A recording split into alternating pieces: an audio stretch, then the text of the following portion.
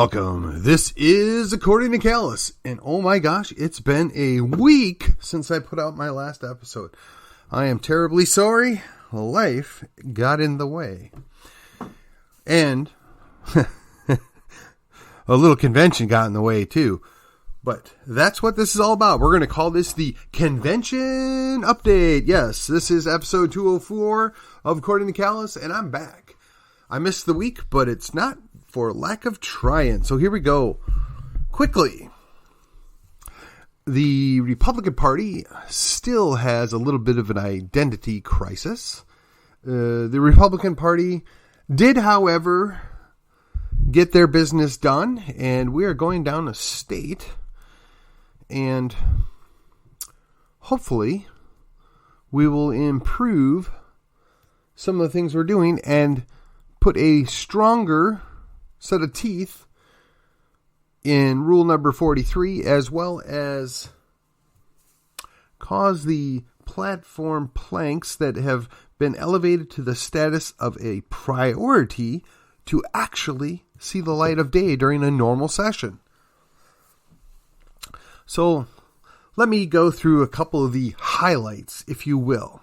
So the party decided that if somebody gave money to leftist Democrats, votes for a leftist Democrat, and then within the same 18 months decides, well, now I'm going to be a Republican, they don't get to go to the state convention as a delegate. Now, I know that there are some people that will disagree with that decision. I have my own doubts about how some of that was carried out, but I can definitely understand the wisdom and the thought process behind that. And I do applaud the county party for taking the time out to debate it. Now, we'll admit it was a bit irritating as it chewed up the time for the platform report, or the resolutions committee report, if you will. But it was important business that needed to be dealt with, and I think that the outcome would be sustained. So that's item number one. Item number two. While in the process of doing our intros for the various candidates and elected officials that were present, one of the candidates got up and was greeted with an outburst of emotional banter from the audience. Yes, somebody was exercising the heckler's veto, not once, not twice, but 3 times within the same, let's say, minutes worth of span. It was bad enough that that person was basically told, be quiet or you'll be escorted out by none other than our faithful leader of the convention. I'll leave his name out because he probably doesn't want to be mentioned either, as I am doing the same for both the candidate and the individual who interrupted. As of note, there was an individual sitting next to me who was in a position to have removed that person with force if necessary, who made sure to find out just exactly who was causing the disruption. Just as a side note, whether or not I agree with an individual's particular outburst is irrelevant. There are proper ways to object, and interfering or interrupting somebody while they're speaking, particularly when they are a sponsor, is not appropriate, not a good idea, and should not be tolerated. So that's okay, because what's done is done, and all is well, and we will carry on. The other thing of note,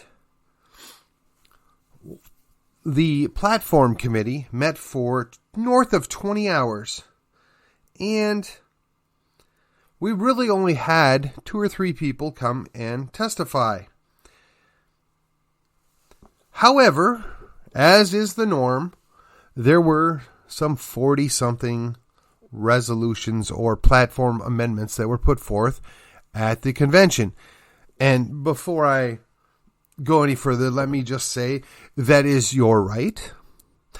I would protect your right even if I disagreed with your particular plank or amendment or resolution.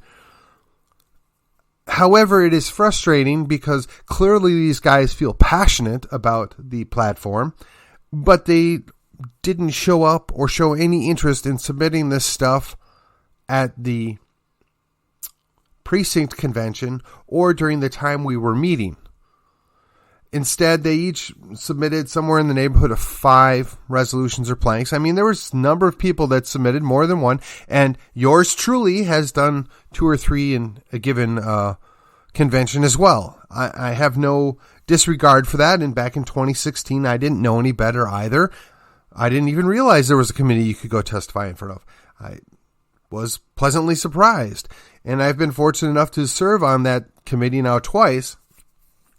And now I see how this happens, because we don't do a good job of telling people, hey, if these things are of interest to you, if they're worthy of consideration, you really ought to bring them before the committee so that the committee can talk to you and get information and make a decision and put it forward.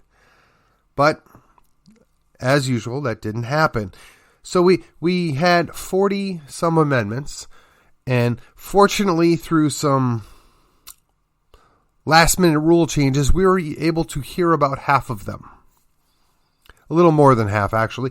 And while that might not sound like much, had we followed the rules, which honestly I would have preferred to follow the original rules. They put a lot of effort into creating those rules, and they were very actually good rules. They just would have never allowed us to get as far as we did. And I mean, that's frustrating for everybody. And now part of that was the time we spent on disallowing a delegate. And part of that was the fact that we chose to rent a building that required us to leave by 4 p.m. Now, and for just future reference, Collin GOP, not a good choice. We ought to be able to stay until at least 6 p.m. At least. That you're doing a disservice to your delegates. And I don't know who to blame. I'm not going to point fingers. I'm just saying, Collin GOP, we need to do better. You got 2 years to improve it for next time around. That's we left way too many things hanging. Now, most of that could have been cured had these people that were so interested in fixing our platform shown up for the actual time to testify on these issues. But that's water under the bridge. And again, they have every right, and I would protect that right, to bring them up at the convention floor, because that's what the purpose of a convention is for. Their purpose is to be able to discuss these things, debate them, and decide whether or not we feel strongly about them or not. So that was interesting thing, I guess, number 2. The other bit of interesting information is I got to work with a young man on the Platform Resolutions Committee, and he put forth a number of interesting planks for consideration. Now, most of them ended up being defeated, and I encouraged him. This is good. These discussions need to happen. The problem is the Republican Party, or the conservatives, even if you prefer, have the same fault that they accurately point out about our progressive brethren. That is, they think government can fix things. They think government is a benign entity that can come in and, quote, do the good thing or do the right thing. It never really works out that way. But we still keep trying it time and time again. In fact, there is pushback anytime you try and hold government officials in check. Now, as you may recall, about 2 years ago, I put forth a series of amendments, or actually, to be more precisely, put forth a series of resolutions that contained a number of items that I thought were worthy of being discussed by the state legislature. The theory being is that Republicans or conservatives tend to feel a certain way about these things that would be generally beneficial to the people that would be affected. And it would be best to have us address these issues and potentially correct any problems that may exist. And I was shot down directly. And I took my lumps, moved on, and some of those issues came back up. Not necessarily of my doing, but they came back up this time. And we had one lone gentleman from out of state, mind you, who had recently relocated, and he stepped forward to chastise us for daring to question some of the methods employed by our government officials, and how we should be always supportive of government officials, and we should not question their means and what they do and their tactics. And yes, I'm being purposely vague because I don't wish to be flagged or attacked, because honestly, they went after the fact that it was a legislative priority. It was almost as if it was a sacrificial lamb. Because the truth be told, those very same issues are already in the platform because the Republican Party, the conservatives, the, normal people that inhabit the party understand that while we have a predisposition to support government action in certain things, we also realize that some of that stuff needs to be watched and watched closely, and that government can't be trusted, quite frankly. And the people that are in the government especially can't be trusted. So I am grateful that the sacrificial lamb of the legislative priority took the brunt of that. Shamefully enough, though, we had an opportunity to pass without objection a requirement, slightly different topic, but a requirement that all law enforcement and judges, I guess, I'm trying to remember the exact platform plank, but it was proposed that they have to go through constitutional training at least once a year. Now, the same person objected to this as well. I'm not really sure what the reasoning was because it wasn't given an opportunity for debate. I will tell you that it passed unanimously out of the Platform Resolutions Committee, but through no malfeasance, I'm sure, it got lost and was not included in the report. It was a really good idea, and the gentleman that wrote that amendment brought it to my attention, and I strongly recommended to him that he resubmit that for reconsideration. I have no doubt it would have sailed through SD8 had it been given an opportunity, but there was a number of other planks, if you will, or amendments that were turned in before his, and we did not get that opportunity. I am grateful for the opportunity to perhaps bring that back up in front of the state convention in the committee there for reconsideration, for inclusion in the state platform. I think that if people are going to be enforcing the law, they ought to know the law. And in this, I mean the highest law of the land, which would be the U.S./Texas constitutions. They ought to be trained on it. Now, if I was going to be completely honest, I'm sure in time that training would take on the same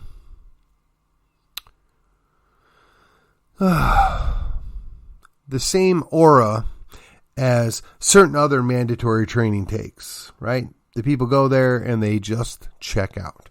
They don't pay attention. Oh, they sign a little piece of paper that they've been educated and they understand, but they really don't. And most people, they do just enough to stay out of trouble. And honestly, I'd be helpful to have that happen. I mean, I would be grateful for that outcome, that the people that are in the possession of badges and guns to enforce the rule of law actually understood what the highest law of the land was, and or at least claim that they did, so that if they did something that violated that, there would be some teeth to deal with that. I would be extremely grateful. But sadly, at SD8, we weren't able to do anything with that.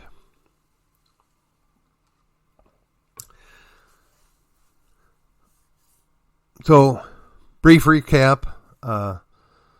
We got our work done. We chose our delegates. We're going to go to the state. The state convention's in June. The runoff is coming up in May. And as a brief reminder, there is going to be a runoff debate on April 9th. That's a Saturday from 10 to 12. We're going to have both gentlemen running to be the constable for Precinct 1 in Collin County go head-to-head and discuss why they think they are going to be the better constable. And directly after that, in that same 2-hour time span, will be both candidates in the runoff for HD 61. Now, I myself have a number of questions that I have developed over the last month that will be interesting to see how they get answered by actually both of these races. What I would strongly suggest is you drift on over to the Constitutional Texans page and submit your questions there, or respond to the email that was sent out as a reminder, or if you're really not interested in putting any effort in, you can just make comments on this page, group, or my podcast directly. And hopefully we'll see it in time to get it added. I think this could be very entertaining. Oh, I'm sorry, I meant educational. No, actually, it'll probably be both.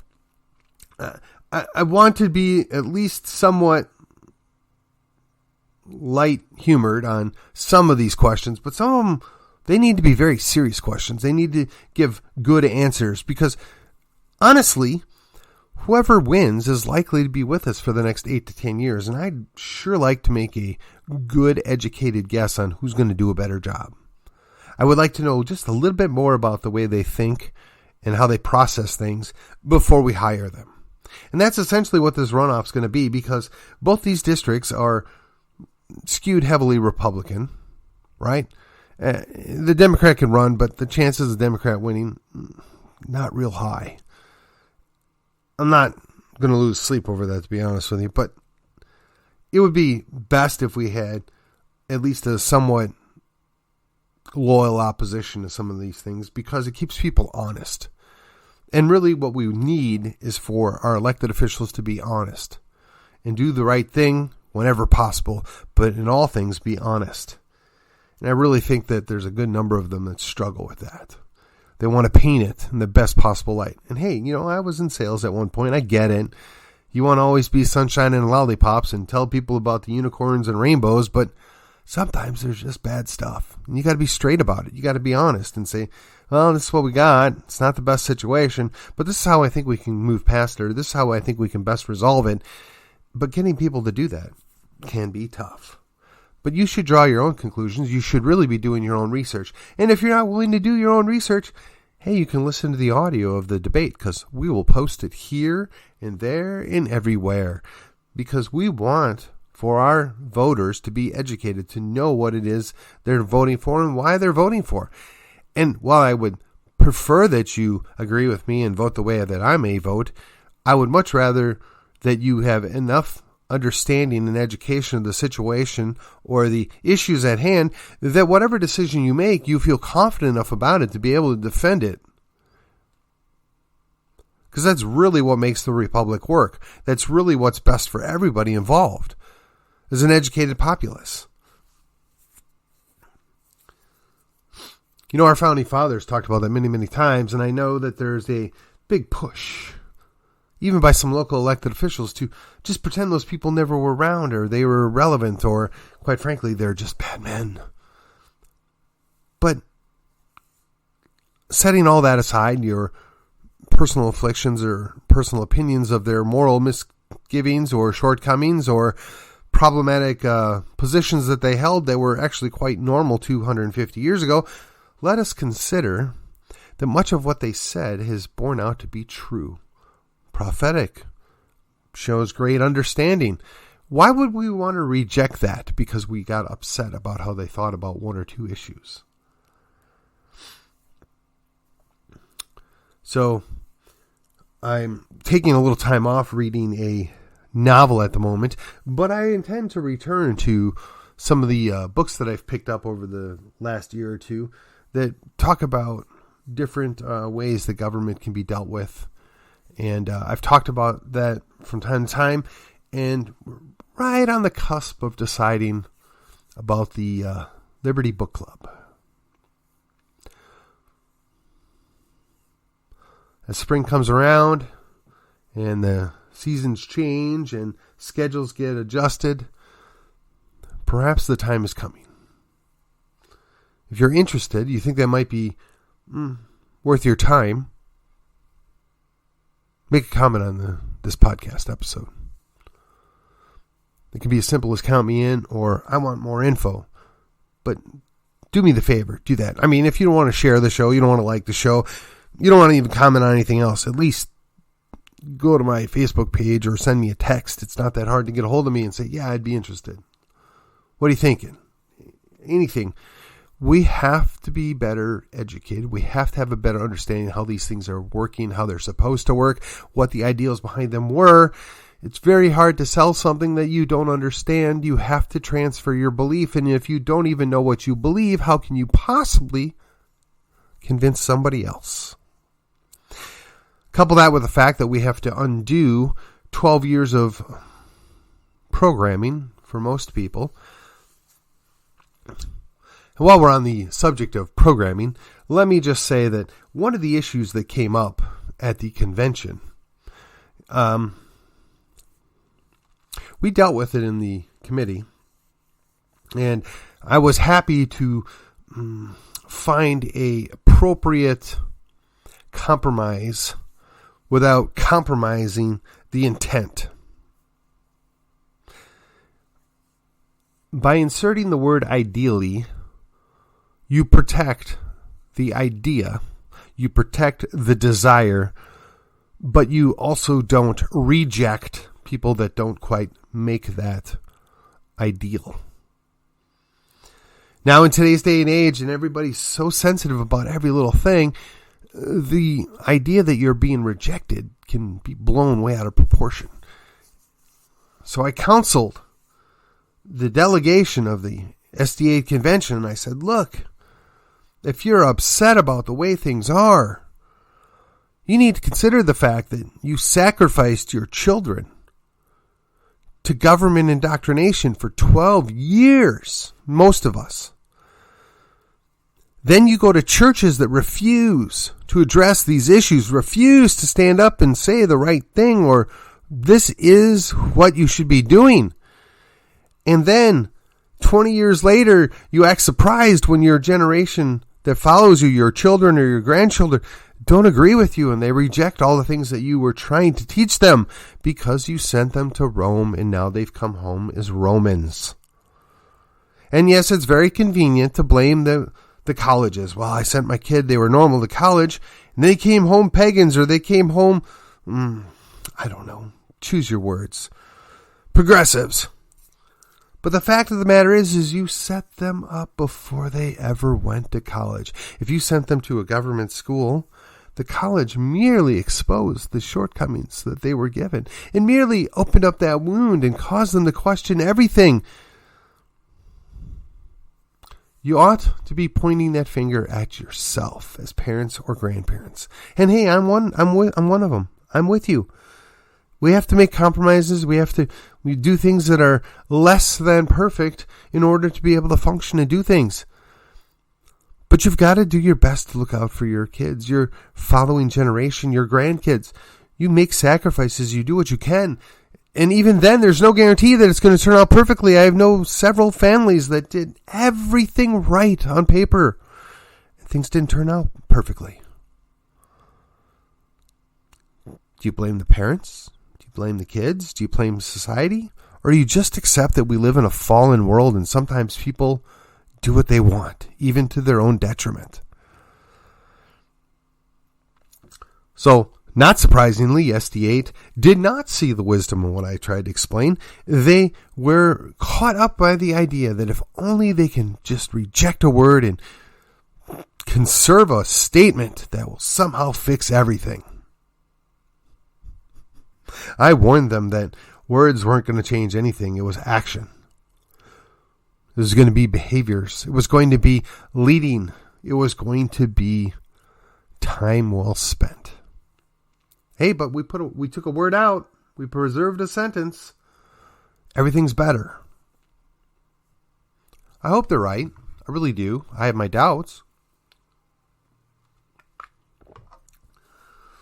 But at the end of the convention, I walked away actually quite happy. We were able to get a lot of things done that I was happy with. We didn't do anything that was bad, right? We finished it off and we're sending it on down to Austin. The couple of things that were left out, the one I mentioned already. The other thing is, for whatever reason, nobody thought it was worth talking about the war, the Russo-Ukrainian war, or whatever we're going to call it. One of the resolutions I put forward, which got lost in the shuffle because there were so many of them, was just a statement that the Republican Party of Texas does not wish for the United States to escalate that situation any further. The loss of life, the damage incurred, the terrible situation that both sides of people find themselves in is brought upon solely by their governments and bad management. And us getting involved will only make things worse for those people. It was a little more eloquent, definitely a little more shorter in presentation on written. But the idea that we would just go along because President Biden thinks, well, this is going to make more money for my family and I mean, that's just a bad idea.